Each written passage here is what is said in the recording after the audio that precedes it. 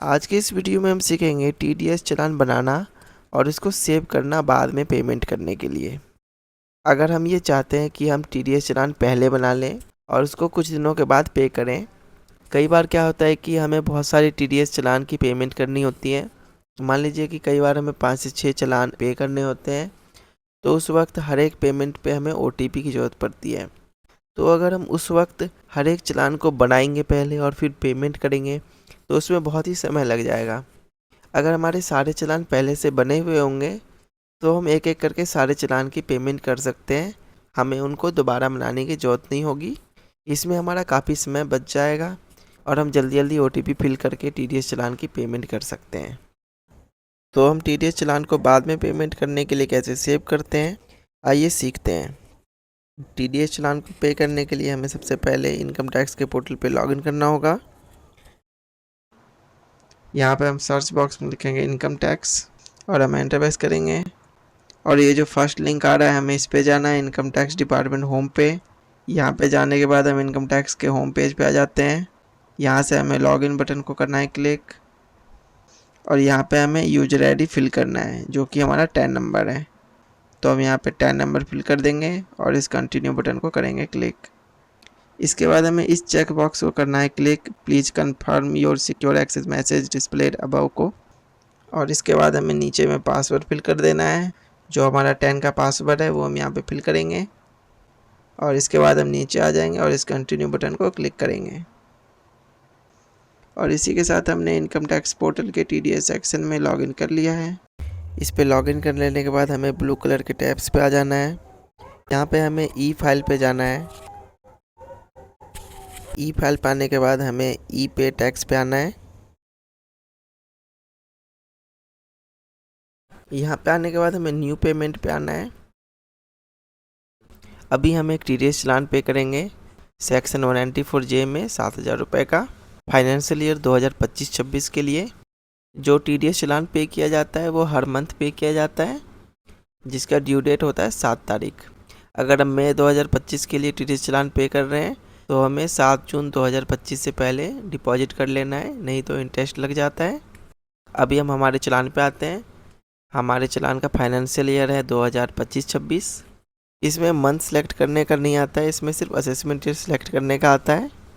तो आप एक असेसमेंट ईयर के जिस भी मंथ के लिए टीडीएस चालान डिपॉजिट करते हैं, आपको सिर्फ असेसमेंट ईयर ही सिलेक्ट करना है। यहाँ पे हमारा असेसमेंट ईयर होगा 2026-27, क्योंकि हमारा फाइनेंशियल ईयर है 2025-26।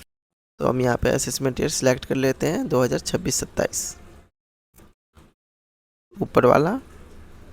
अब यहाँ पे लिखा हुआ आ रहा है financial year is 2025-26 for the selected assessment year 2026-27। अब हम नीचे आ जाएंगे। यहाँ पे ये 4 बॉक्सेस दिख रहे हैं, हमें इस पहले वाले बॉक्स में जाना है। यहाँ पे जाने के बाद आप टीडीएस टीसीएस पे कर सकते हैं।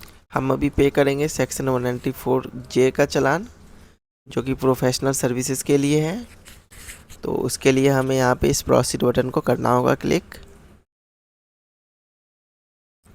यहाँ पे लिखा रहा है न्यू पेमेंट।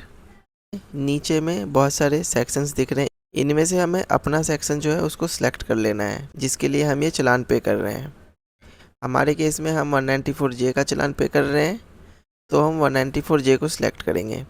लेकिन आप यहाँ पे देखेंगे तो 194J इसमें दिखेगा नहीं। ये पेज 1 ऑफ 14 है, यानी कि 14 पेजेस हैं, उनमें से आपको 194J को सिलेक्ट करना है। तो आप अगर मैनुअली इसको सिलेक्ट करेंगे तो एक एक पेज पे आपको जाना पड़ेगा, तो ये ज़्यादा यूजफुल नहीं होता है। इसके लिए आप क्या करेंगे, ऊपर आ जाना है, आपको इस सर्च बॉक्स पे आ जाना है। हमारा चालान है 194J, जो कि प्रोफेशनल सर्विसेज का होता है। तो हम यहाँ पे टाइप करेंगे प्रोफेशनल।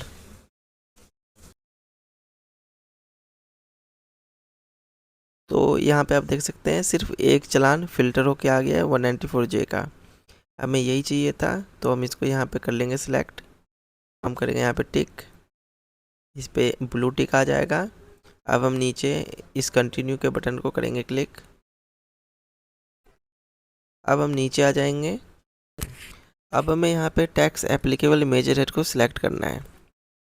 यहाँ पे 2 ऑप्शन होते हैं, एक होता है कंपनी डिडक्टी और दूसरा अदर देन कंपनी डिडक्टी। अगर हम ये चालान किसी कंपनी के लिए पे कर रहे हैं तो हमें ऊपर वाले ऑप्शन को सिलेक्ट करना होता है, कॉर्पोरेशन टैक्स 0020 को। अगर हम कंपनीज के अलावा और किसी डिडक्टी के लिए टीडीएस चालान पे कर रहे हैं तो हम नीचे वाले ऑप्शन को करेंगे टिक। 0021 को, अदर देन कंपनी डिडक्टी को। हमारे केस में जो डिडक्टी है वो नॉन कंपनी है, तो हम सेकंड वाले को सिलेक्ट कर लेंगे 0021 को।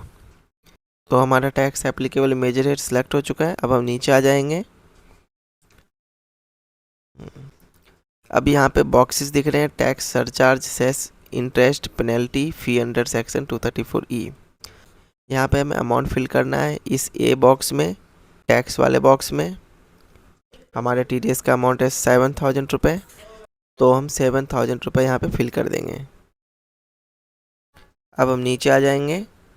यहाँ पे वर्ड्स में दिखा रहा है ₹7000 ओनली।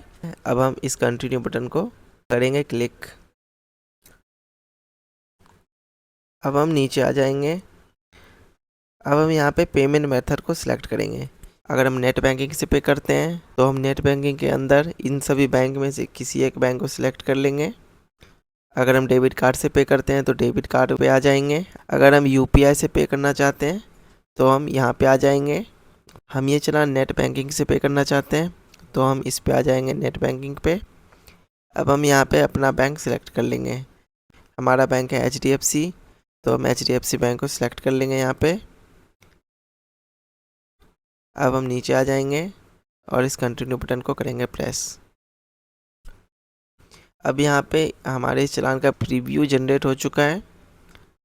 यहाँ पे आपको सारी डिटेल्स को एक बार क्रॉस चेक कर लेनी है। असेसमेंट ईयर ठीक है 2026-27, फाइनेंशियल ईयर ठीक है 2025-26, टैक्स एप्लीकेबल मेजर हेड भी ठीक है 0021, क्योंकि हमारी जो डिडक्टी है वो नॉन कंपनी है। टाइप ऑफ पेमेंट 200 है, यही रहेगा, नॉर्मली यही रहता है। ये मेजर हेड 400 तब होता है जब हम किसी नोटिस के रिप्लाई में ये टीडीएस चालान पे कर रहे हैं। तो यहाँ पे माइनर है, ठीक आ रहा है।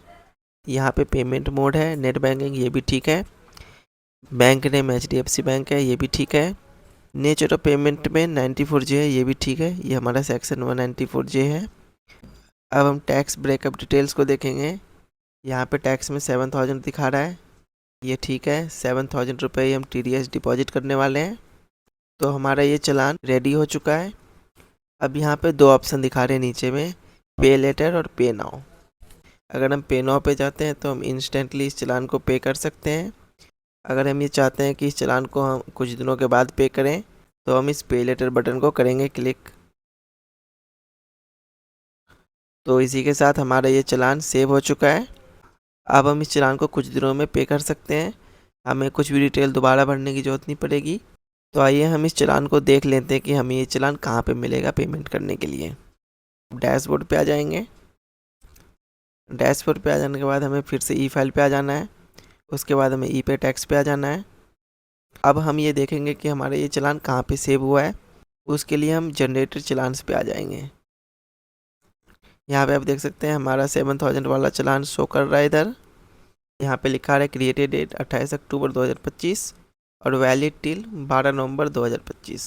मतलब हम 12 नवंबर तक इस चालान को कभी भी पे कर सकते हैं। लेकिन अगर हम 12 नवंबर तक भी इस चालान को पे नहीं करते तो ये चालान वैलिड नहीं रहेगा। उस केस में हमें दोबारा चालान बनाना पड़ेगा। अगर हम इस चालान को पे करना चाहते हैं तो हम इस 3 डॉट वाले बटन पे आ जाएंगे और फिर हम इस पे आ जाएंगे। यहाँ पे हम इसको टिक करेंगे, I agree to the terms and conditions को, और सबमिट टू बैंक कर देंगे। तो ये चालान हम वहाँ से पे कर सकते हैं बाद में। तो हम चालान जनरेट करने के 15 दिन के अंदर इस चालान को कभी भी पे कर सकते हैं। तो आज की इस वीडियो में हमने सीखा है कि कैसे हम TDS चालान को बनाते हैं और उसको सेव करते हैं बाद में पेमेंट करने के लिए। ऐसे और भी इन्फॉर्मेटिव वीडियोस के लिए आप इस चैनल को सब्सक्राइब जरूर कर लें।